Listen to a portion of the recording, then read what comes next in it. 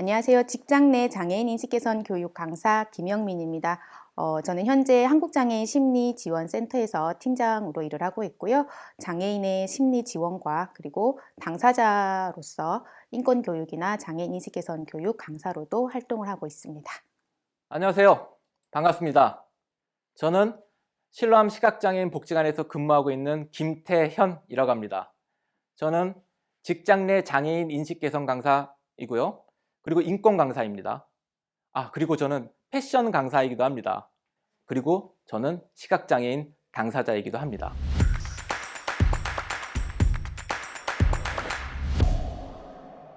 직장 내 장애인 인식 개선 교육은 장애인 고용 촉진 및 직업 재활법에 따라서 의거해서 하고 있는 교육이거든요. 2018년부터 시작이 됐습니다. 사업주라든지 근로자 모두 1년에 1회 1시간 이상 의무적으로 들어야 되는 법정 의무 교육입니다. 장애인 고용 촉진이랑 그리고 장애인의 직업생활 안정에 목적을 두고 있습니다.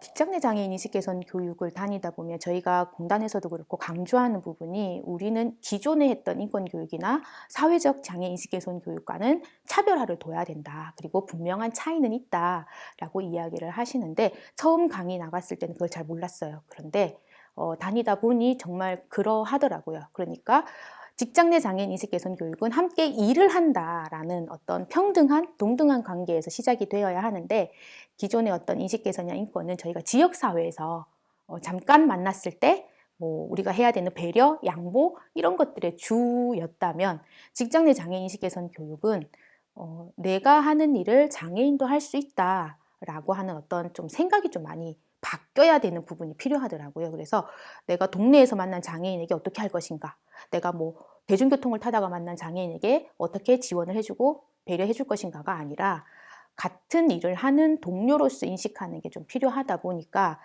강의를 하다 보니 아직까지는 사실 장애인에 대한 관심이 없는 분들이 훨씬 많아요. 이런 교육을 우리가 왜 받지? 라고 하는 부분부터 이해 부분도 전혀 되지 않는 분들도 꽤 많고 그냥 같은 사람인데 저는 똑같다고 생각하는데요 라고 하는 것이 그분이 말씀하시기에는 나는 평등하게 대하고 있습니다 라고 말씀하시는 것 같지만 조금 더 이야기를 들어보면 관심이 없으신 거예요.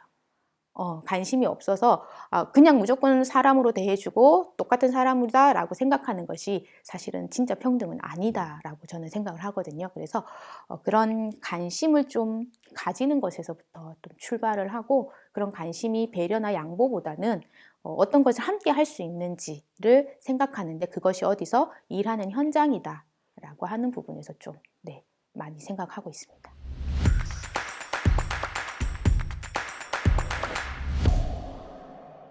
직장 내 장애인 인식 개선 교육은 굉장히 의미가 있습니다. 제가 말씀드렸듯이 우리나라의 법과 제도, 장애인 고용과 관련되어 있는 법과 제도는 매우 선진국 수준이라고 생각을 합니다. 그러나 그게 실시가 안 되고 있는 이유, 그리고 사람들이 잘 모르고 있는 이유, 분명히 이유가 있겠죠. 이런 장애인 고용에 관련된 법과 제도는요, 장애인 당사자만 좋으라고 만들어진 거 아니거든요.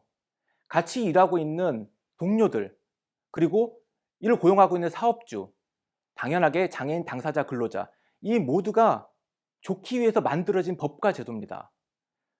우리가 갖고 있는 선입견, 장애에 대한 선입견, 무능하고 수동적일 것 같다는 이 선입견만 조금만 전환하고 하나하나 개선만 된다면 누구나 다 윈윈할 수 있는 거죠. 장애인 당사자 근로자 그리고 사업주, 같이 일하는 동료까지 서로 윈윈할 수 있는 시스템을 우리는 갖고 있습니다. 사람들은 아직 모르고 있는 부분이 있다면 우리는 알려줄 수 있는 그런 직업을 갖고 있는 거죠. 그래서 좀 더 활성화되고 좀 더 직업적으로 안정되고 활성화될 수 있는 그런 직장 내 장애인식 개선 강사가 되었으면 좋겠습니다.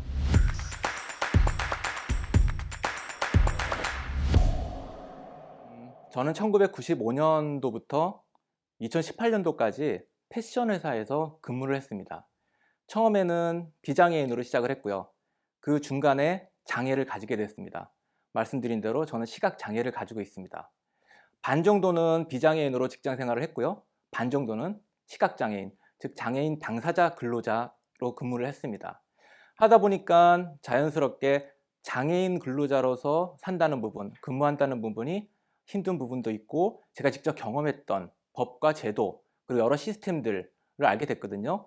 그래서 이 부분을 자연스럽게 공유할 수 있는 기회가 있으면 좋겠다라고 하는 끝에 알게 되었고요.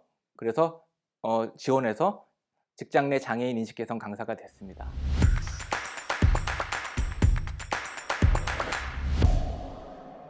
사실 2020년도 그 양성 과정을 하면서 강사분들에게도 뭐 질문을 던질 때가 있고 그러면 이제 채팅창을 통해서 이제 답변을 받고 이러면 강사님들의 인식의 변화도 좀 있어야 되겠다라는 생각을 좀 많이 하게 돼요. 그러다 보니 사실은 내가 강사고 그동안 활동을 했다 하더라도 자기 검열은 꼭 필요하다라는 생각을 하고요. 자기 검열이라는 게 나는 여기서 활동을 많이 했고 내가 인권 강사인데 라고 하기 때문에 나를 돌아보지 않는다라는 거죠. 그런데 저 같은 경우도 저를 돌아보게 된 계기가 내가 장애인 당사자고 장애인으로서 차별과 편견을 받는 입장이었다라고만 생각을 했는데 어떤 책을 보고 내가 차별하는 사람이 또 될 수도 있구나라는 걸 느꼈던 게 제가 사실은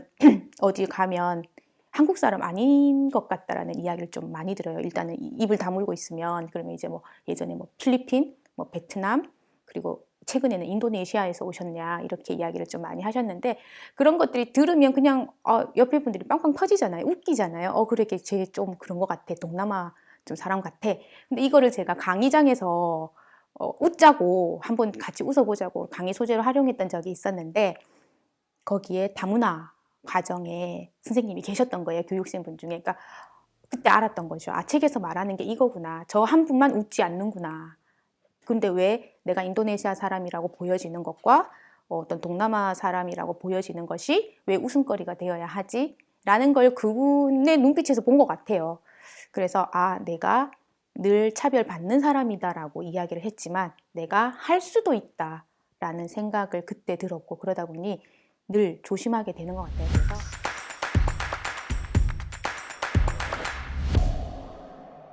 재밌었습니다. 어떤 자격을 취득하기 위해서 노력하고 그리고 합숙까지 해가면서 하는 게 처음이었던 것 같아요. 저는 그래서 일주일간 합숙을 하면서 열심히 같이 지원했던 사람들이랑 이야기도 나누고 이런 게 참 좋았고요. 그리고 장애인 고용공단에서도 참 많은 준비를 하셨구나라는 생각도 했습니다. 제가 준비를 하다 보니까 이거는 꼭 직장 내 장애인 인식 개선 강사를 하려고 하는 사람도 좋겠지만 이 기업을 근무하고 그리고 장애를 가진 사람으로서 이 직장에 근무를 할 때 많은 도움이 되겠구나, 이런 걸 알아두면 많이 도움이 되겠구나 라는 기억이 납니다.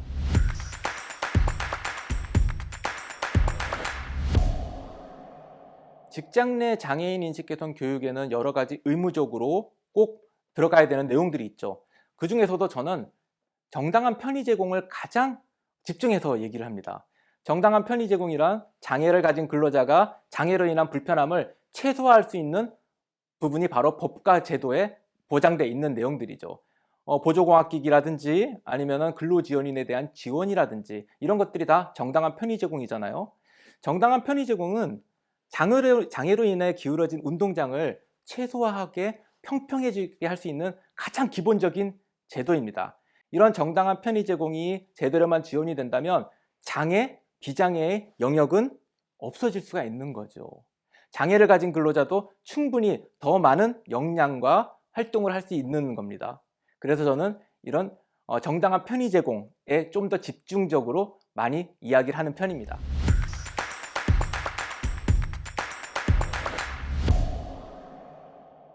두 가지가 있는데 한 가지는 그 강의를 하는 중에 이거 두 분 다 이제 청각장애인 근로자분들과 그 연관되는 부분인데 강의 도중에 그 기업에서는 한 여러 분의 농인분들이 근무하고 계셨고 비장애인 한 분께서 제가 강의하는 중에 근데 강사님 물어보고 싶은 게 있는데 청각장애인 분들에게 처음에 이제 대화를 시도할 때 어깨를 툭툭 하는 게 맞나요?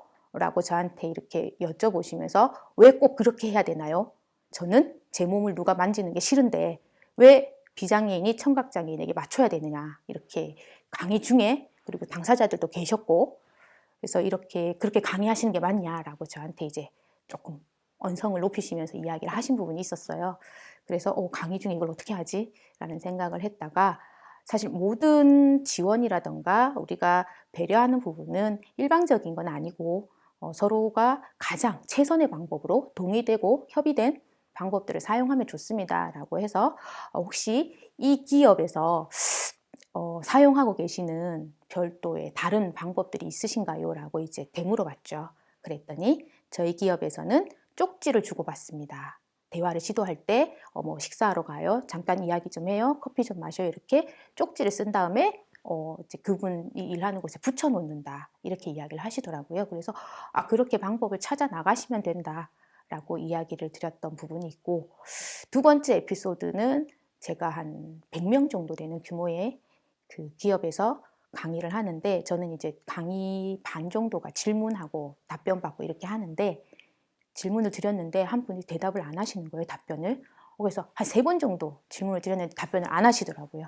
그랬더니 뒤에 계신 동료분께서 이분 청각장애인이에요 라고 하신 거죠. 그런데 사실 제가 그때 거기에 청각장애인 근로자가 계신지 사전에 몰랐고, 갔을 때도 통역사분이 없었어요. 수어 통역사든 문자 통역사분이 없었고, 그러다 보니 이제 끝나고 담당자와 이야기를 하는데 우리 회사에 한 명이다 라고 이야기하시고, 그분을 위해서 통역사를 따로 이렇게 하는 건 또 비용이 든다, 이런 이야기를 하셔서 그런 게 바로 직장 내 장애인 인권의 어떤 차별 사례거든요. 그래서 그런 것들을 말씀드리고 나와서 마당에 서 있는데 그분이 저한테 오셨어요. 그 근로자분이 오셔서 핸드폰을 보여드리면서 이제 문자 써도 되냐라고 하시더라고요. 그래서 왜 쓰세요? 라고 했더니 저 여기 4년차 근무인데 대화해 본 적 없어요.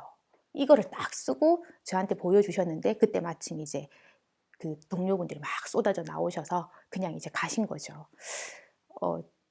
계속 기억에 남아요. 2018년도 11월 달에 있었던 일인데, 그분이 그걸 저한테 쓰신 이유가 뭘까?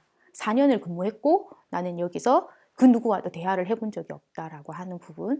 그러니 오늘 강사님이 다녀가셨으니 좀 기대하는 게 있으신 건지, 아니면 이렇게 하셔도 소용없다 라고 어떤 의미를 전달했을까라는 건 계속 기억에 남고요. 그러다 보니 좀 강의 갔을 때 많은 분들에게 이런 이야기들을 좀 하면서, 굉장히 사소한 것 같지만 이런 것이 바로 차별이 될 수가 있고 이런 것이 바로 우리가 관심을 보여야 되는 부분이다 라고 좀 이야기를 많이 하고 있습니다.